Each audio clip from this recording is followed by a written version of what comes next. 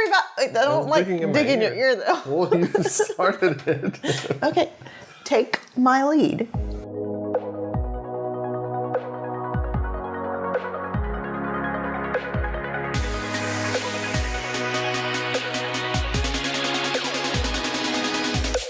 Hey, everybody. And you want me? I'm allowed to talk now? No. But I can't say hey, everybody. Just say hey, everybody. It's okay. Howdy, y'all. This is Krist, and that's my wife, Katie. Hi. Over here that I'm pointing to. And you're listening and or watching the Just Be Creative podcast. All right, you can listen to us on Spotify, Apple Podcasts. Also, we post our videos on Facebook and YouTube. You can find us on Instagram and Facebook at justbecreativepod. You can use the link www.justbecreativepod.com, and that'll also give you links to all the places that we are. And you can find us there. I didn't know we had a website. We do now. That's pretty cool. Thank you so much for listening. Today we're going to be talking about presenting your work, how to put it together and put it out there. Yeah, I wanted to talk about presenting your work and building the portfolio, because those are kind of two separate things, but also kind of two things that go together. In the age that we are in, you might need a printed portfolio, you might need a website, you might need a PDF or multiple PDFs, or perhaps SoundCloud, whatever, YouTube, depending on whatever format, whatever your medium is. There's an art to compiling it all together. There's also an art to finding out ways of getting the work that you want to get, because in the end, we show off our work, or we have a portfolio because we want to get work. Yeah. And it's usually kind of like the bait that we use. And whether you're going to be talking from more of a photography perspective, or talking more from the graphic designer perspective, artist perspective, because that's just what we've mostly done. But I think broadly, this will be things that are kind of covered, or will touch on many different areas, whatever you're doing. And then a little bit, and I won't specifically necessarily be talking about your presentation on social media. I think you can't take social media out of it. So it's all kind of together. Your perspective is different from mine. Mine is more often, I've been either presenting work to get a job at, a firm or for a business.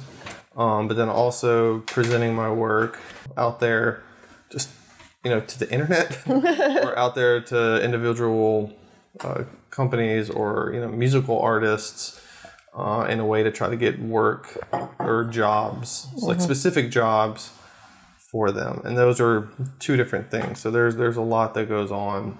There's jobs that I've gotten because I've made certain work for with the idea towards exposure, quote unquote, that I've gotten jobs where people see it and say, hey, who did that? And then they'll then find me. And then, I think those are all kind of things, a way of presenting your work.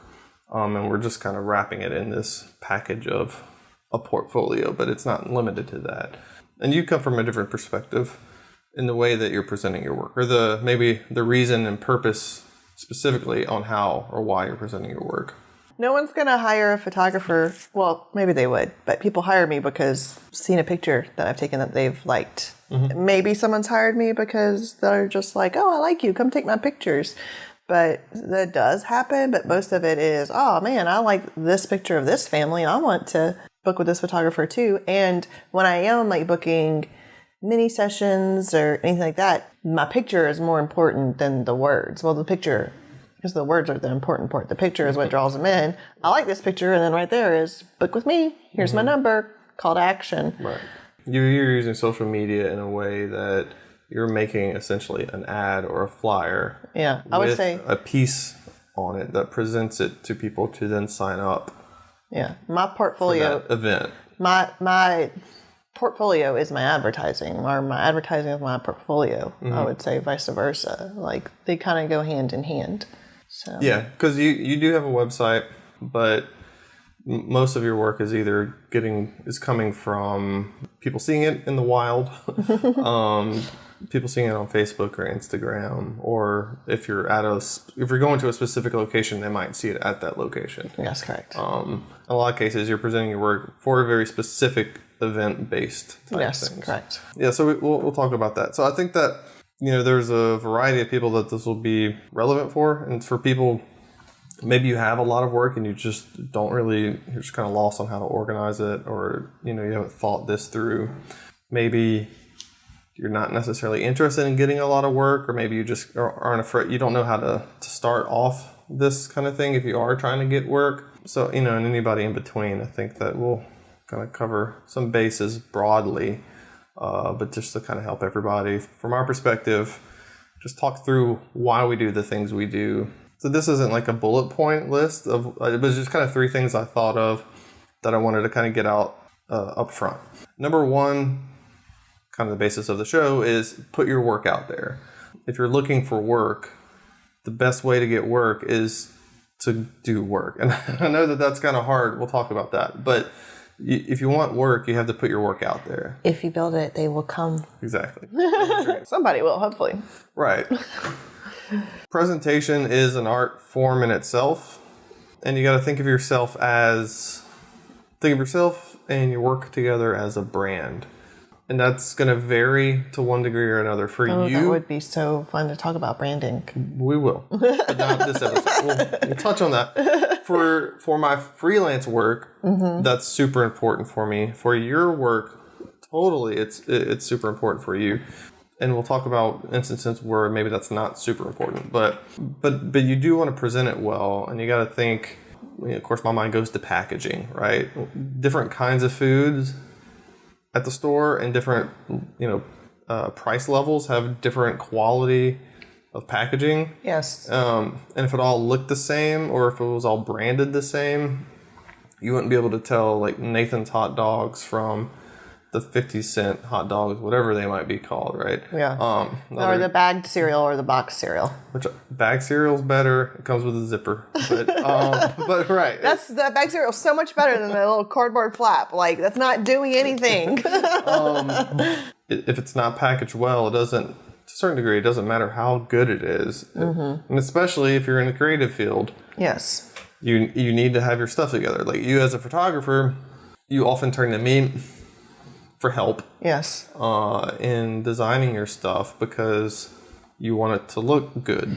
Yeah. Can I put text on a picture? Definitely. Will it look better if you do it?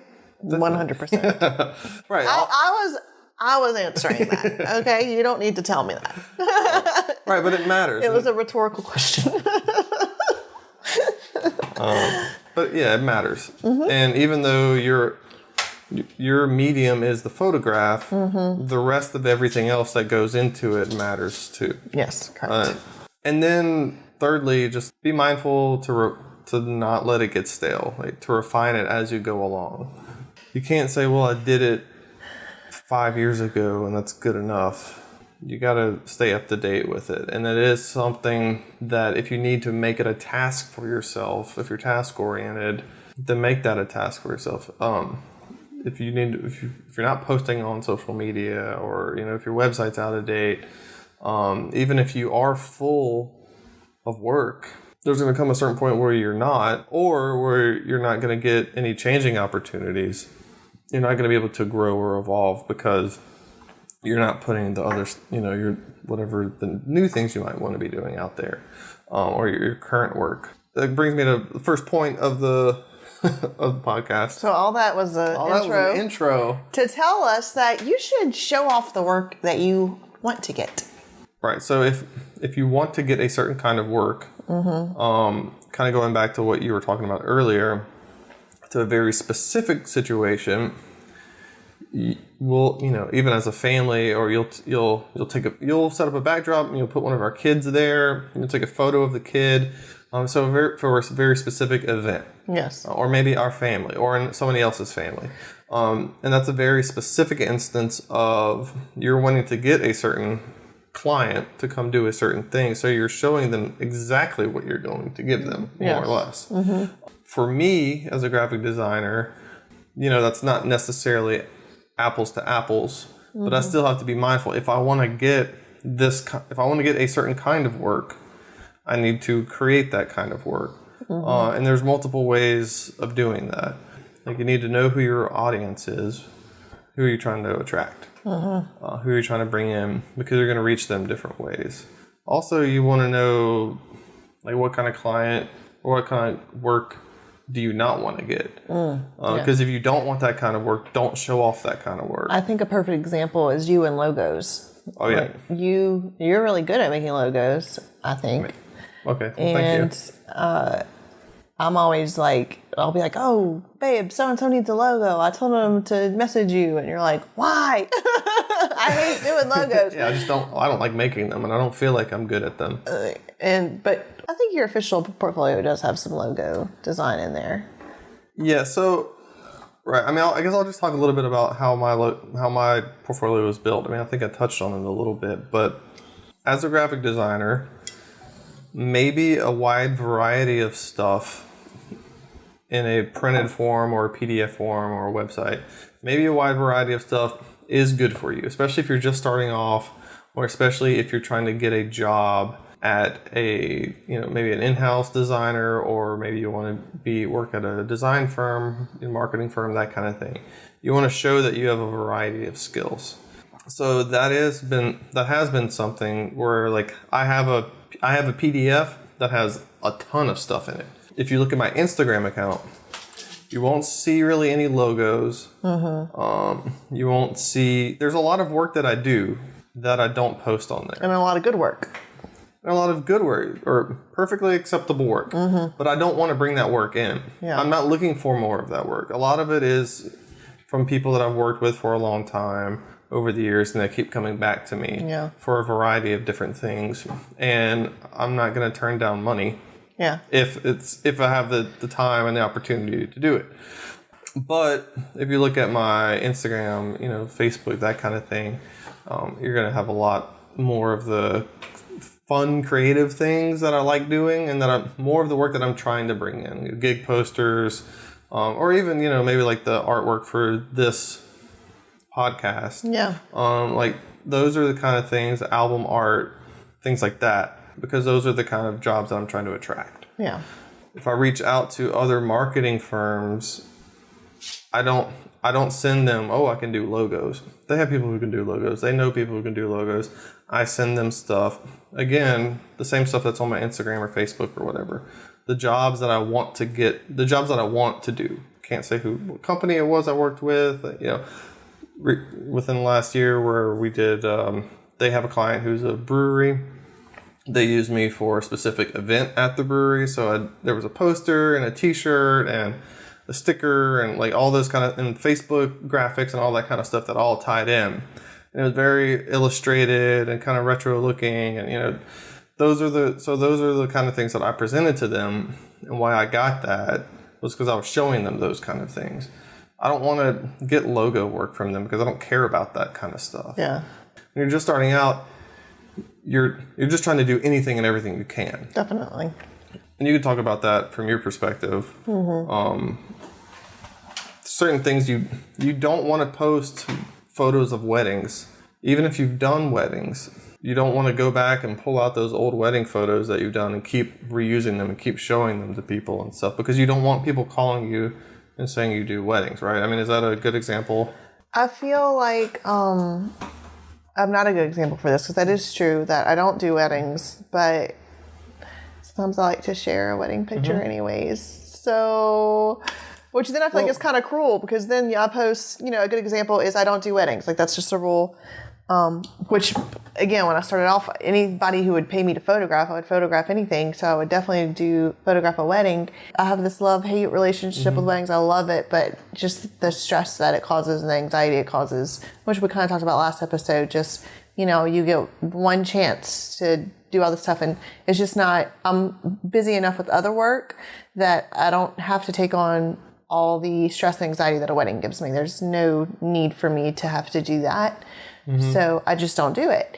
I had a client reach out who was actually the client's mom who reached out, and I had done the girls' seeing your pictures a few years ago, and she's like, hey, Alondra is engaged now. We have the date for the wedding. We're trying to get everything set. Will you photograph her wedding in September? And my first response was, oh, thanks so much for thinking of me, but no, I don't photograph weddings. And then she came back and was like, oh, you're the only person Alondra wants to use. Like, kind of pulled at my heartstrings. And honestly, she messaged me on a week where I needed some money. So it was kind of like, why am I telling her no when she's saying I will, pay you in full this week? So I was just like, oh man. But so then I photographed this wedding, and I feel like maybe I shouldn't have posted pictures from it, because I did get, after just posting pictures, people messaged me, oh, I'm looking for a wedding photographer. Oh, I don't shoot weddings. And even like in the picture I shared, I'm like, I don't shoot weddings, but... Right, it was good pictures. So Yeah, I understand why people contacted you. I know, so I feel like I'm not good to talk about this, because I don't follow... It makes sense not to share it, but I like sharing those images. And the same with newborns. I don't do newborn portraiture anymore. It's okay to talk about it. We're not pretending to be perfect. I think. I mean, I totally agree with that. It makes sense. Like, and it is confusing. It's confusing to my clientele. Okay, you say you don't do this, and then obviously you do. What's going on? So I get that it's confusing, but if I really like a picture, I'm going to want to share it. One of the things I want to talk about was looking at what other people do. You want to stay relevant. You want to keep up with trends. If people are putting out work, you want to see what work people are putting out, because you do want to continue to grow. And this is kind of the aspect of building your portfolio that you want to be mindful of, where you need to be putting things out there. You need to be mindful of what else is going on in the world, because you don't want your portfolio to get stale because you're not updating it, but you don't want your portfolio to go stale because you're not updating yourself. Yeah. It was a revelation to me, and I felt dumb. Well, I don't feel dumb, but it's something that should be obvious, but isn't obvious. The people who you're looking at their work, and you're like, they're amazing. I want to be like them, or just any version of that. They're not putting all of their work on there. That's true. So look at other people's work and look at how they're curating it, and know. Even the people who you think are the greatest and are maybe doing the coolest stuff, they're not putting all of the stuff on there. And a lot of the stuff that they're putting on there isn't the stuff that they're getting paid the most money for. That's so true. But it's the stuff they want to be known for. And it's the stuff that gets attention and things like that. And then does get them work that isn't necessarily that kind of work. But because it is quote unquote cool, or because... if somebody contacts you for headshots after seeing the picture of the couple you took on their roof, right? Yeah. Like we talked about this last week. You're doing the drive-by shootings for coronavirus, right? They're going around neighborhoods and taking pictures of people. You went and took one. You can go look at my sister and I photography. The couple, we drove up and they were on their roof. They had a fishing pole and all this kind of stuff. They had a fishing pole with a bottle of Corona at the end of the line. It's right. pretty funny. It's a good photo. It was funny. It's creative. And you might get somebody who says like, hey, we're a law firm and we need headshots. Yeah. And that is going to pay you a lot more than, a lot of other things. So putting out the good stuff, if it makes you look like you have your stuff together and like you are an artist, or you're this creative person, and they might contact you and say, oh, we want you to do this thing, and it might not be the thing you want to be doing, but you can still get those jobs without putting that kind of stuff out there. Exactly. But if you're starting off, like you have a limited amount of work. We've already decided if you build it, they will come. Well, I need to build something, so I need to do the work and have something to show. And I mean, especially for photography, that's so easy to talk about, because you might say, okay, I want to be a photographer. Well, now you need to start photographing and have something to show people. If you are beginning and starting out your portfolio, the best way to do it is just to offer some free sessions, or put it out there on Facebook. Because one way that's been good to get work is from friends and family, or they people recommend you to other people. Because I've multiple times gotten work by being tagged on somebody else's Facebook because one of my friends said, I got a job last year, well, 2 jobs last year off of an artist, so like a singer-songwriter, recording artist. A guy tagged me in his post because that guy said, hey, do you know any graphic designers? I'm looking for a graphic designer. The guy who tagged me in a post was from one of the weddings that we had shot. Wow. You never know where your work's going to come from. That's true. That's why it's important to always be nice. Yeah. But it's...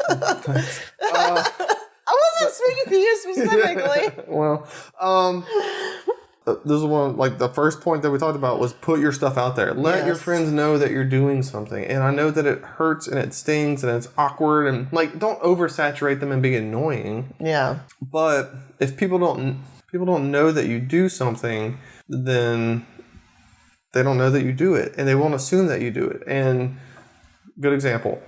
Remember several years ago, I was working as a full-time graphic designer for a ministry in Dallas. So there was a school, like, you know. It was an international. International, right? There was a Bible college there. They had a magazine. They had a book department. They had a music department. They released like 1 or 2 CDs every year. All this kind of stuff. This is where I was working. And then my parents, I love them. We went and visited their church in Baton Rouge. And they had got the sign company to design their sign for them. And it was, it was not I hope good. they don't listen to it, but it was horrible. And I was like, why didn't you? Like it wasn't even not good. It was horrible. It was really bad. It's so bad. Remember, this was a long time ago, right? But we were like, why didn't you ask me? Well, why didn't you ask me to do that? And their response was, oh, we didn't know you could do that. We didn't know you could make signs. Like you could design signs. Like he could design any, like, right. And that's what people were like, oh, what's a graphic designer? And I'm like, anything you see that is words printed. It's hard to even explain. Is graphic design. Right. So even to the point where people might know that you do something, if you were wanting people to know as much as possible about you and you're trying to get as much work as possible, you got to keep putting yourself out there. Yeah. Ask your friends, ask your family, people you work with, people you go to church with, just put it out there and say, hey, if you ever need anything, like for me, it was easy. I wanted to start photographing children and families, and I had a kid of my own and have lots of nieces and nephews. So I didn't really have to look far for my work because I just had so much right there, which I think the flip side of that is also knowing your worth. So not a big thing you're going to get. And I know pretty much everyone in the creative field says like, oh, can you do this for me? It'll be great for you, they want you to do it for free, for exposure. Right. So there is a fine line that you have to draw there because people do want to take advantage of creatives just starting off by saying, come do this for me for free. It'll give you exposure. Don't do that unless you need that. I already had families in my family and kids in my family. I didn't need to photograph someone else's kids for exposure. So I was fortunate at the beginning that I didn't need to do any work for free. I mean, outside of my family members, because and I did definitely have people say that to me. People still say that to me. Yeah. But it's like, and this is where it is kind of that contradiction. Initially we said work brings in work. If you want to work for free, self-initiate projects. Go make something of your own. And then you're doing exactly what you want to be doing. And if exposure comes from it naturally, then that's good. Or you can take that and then expose yourself.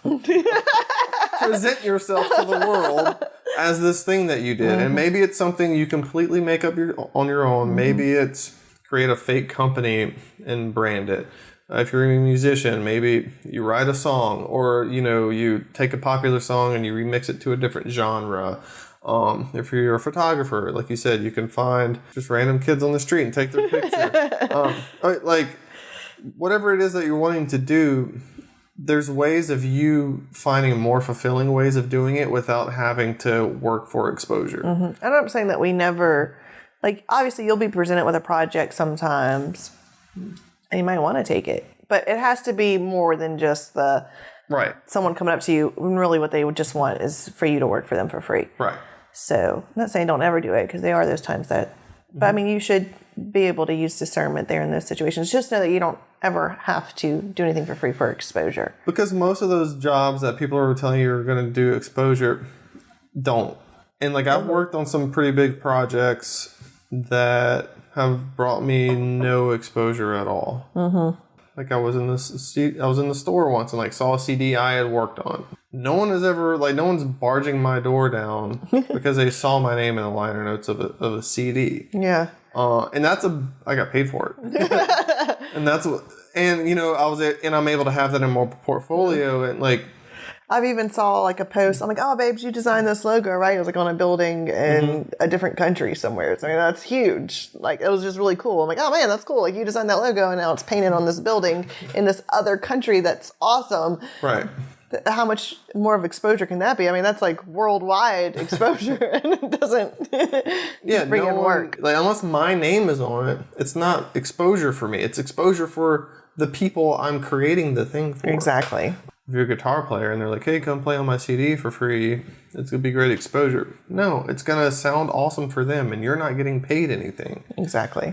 And no one is going to know who the backing guitar player was. If you take headshots for a person and they don't pay you, they've just got amazing headshots.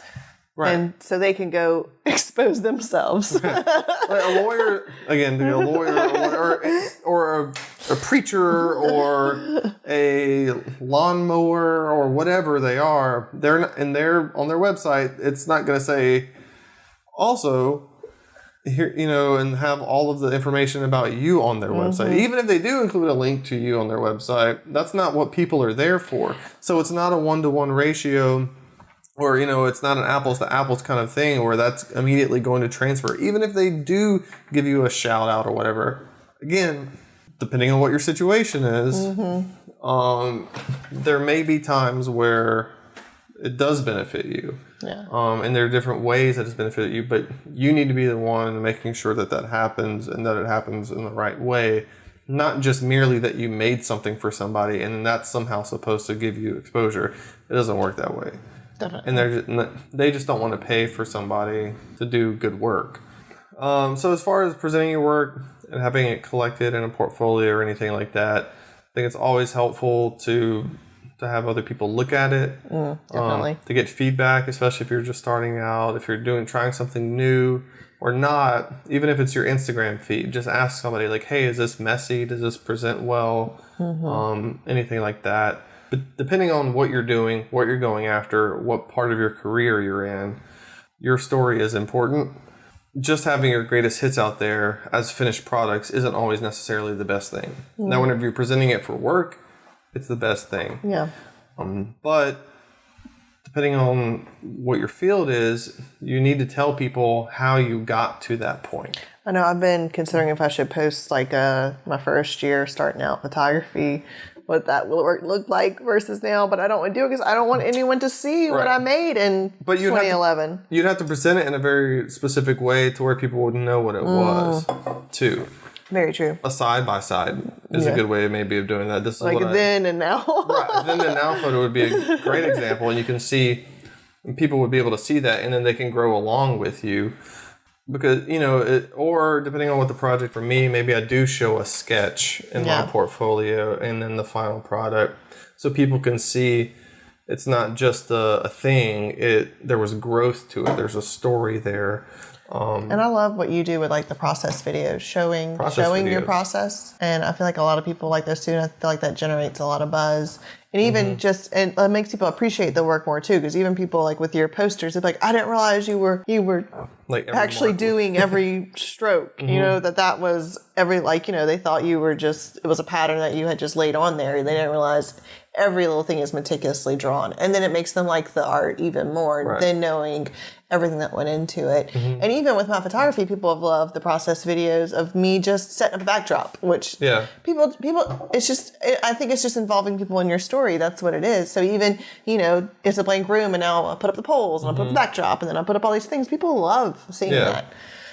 Yeah. So I think that whether, you know, if you're working on a campaign for somebody to and your job is to get them more likes on Twitter or, you know, whatever it is, or to compose music or set up a backdrop or draw a poster with people who don't know what we do, enjoy seeing it. Yes. Because they're like, whoa, that's like, they had no clue that's what went into it. Yeah.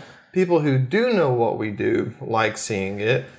Just like hopefully people who, like, I want a graphic designer to listen to this. Yeah. Even though they're already a graphic designer, but they're going to get something out of it that maybe somebody else who's not is going to get something out of it. Yeah. And they're gonna be able to. Those things can be useful for multiple kinds of audiences, and that's in terms of social media. But I think that that can be presented in a portfolio type way as well. If you can have some of you in there, if you can tell even a little bit about what your mindset was, why you chose the background you did for that year, or, you know, how you found the field that you ended up shooting in, or how you got the contract to get with this company to then, like, those are all kinds of things that can bring people into your story and bring people into the work and make it more meaningful. Again, this goes back to the packaging.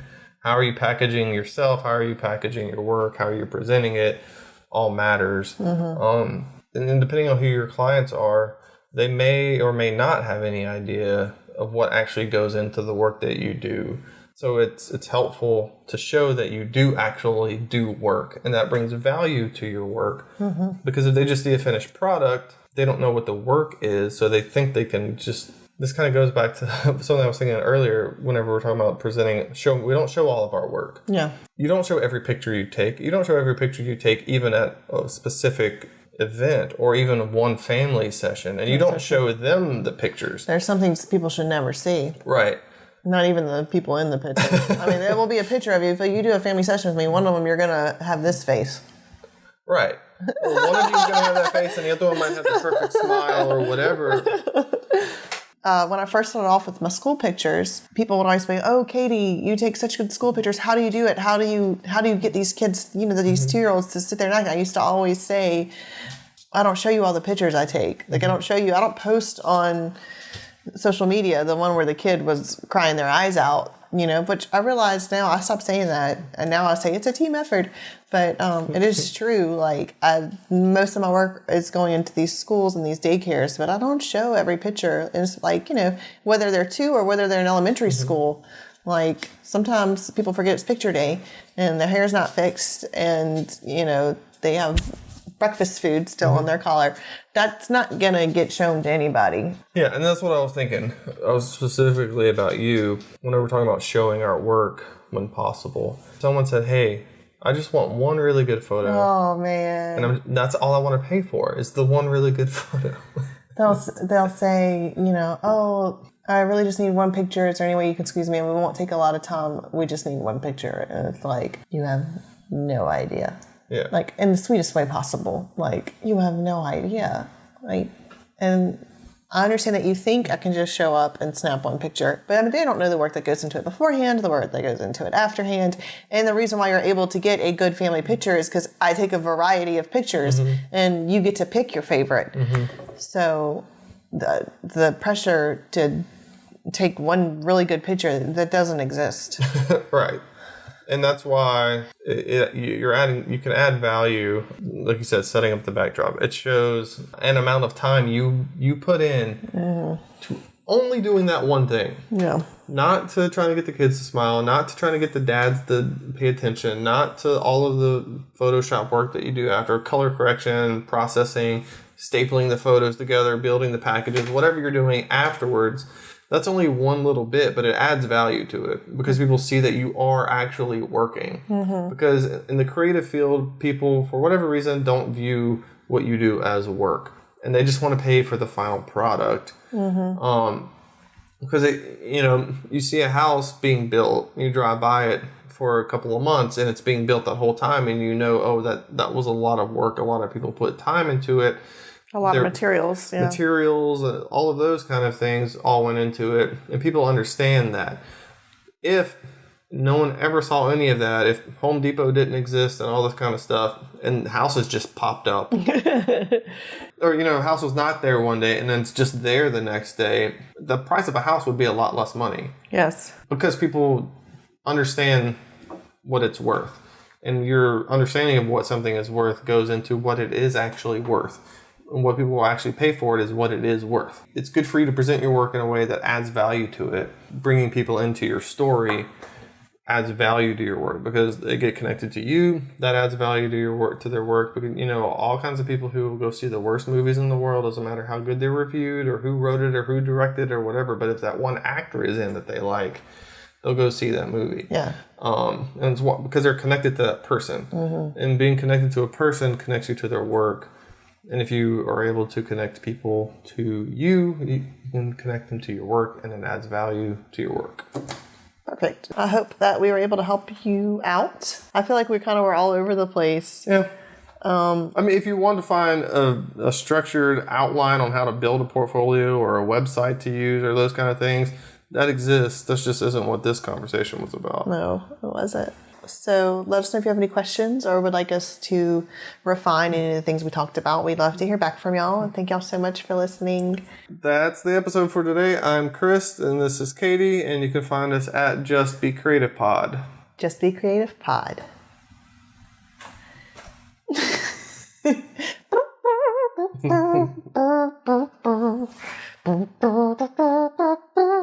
Some days I feel like being creative. You know this is going on there, right? Why do you think I'm making it so awesome?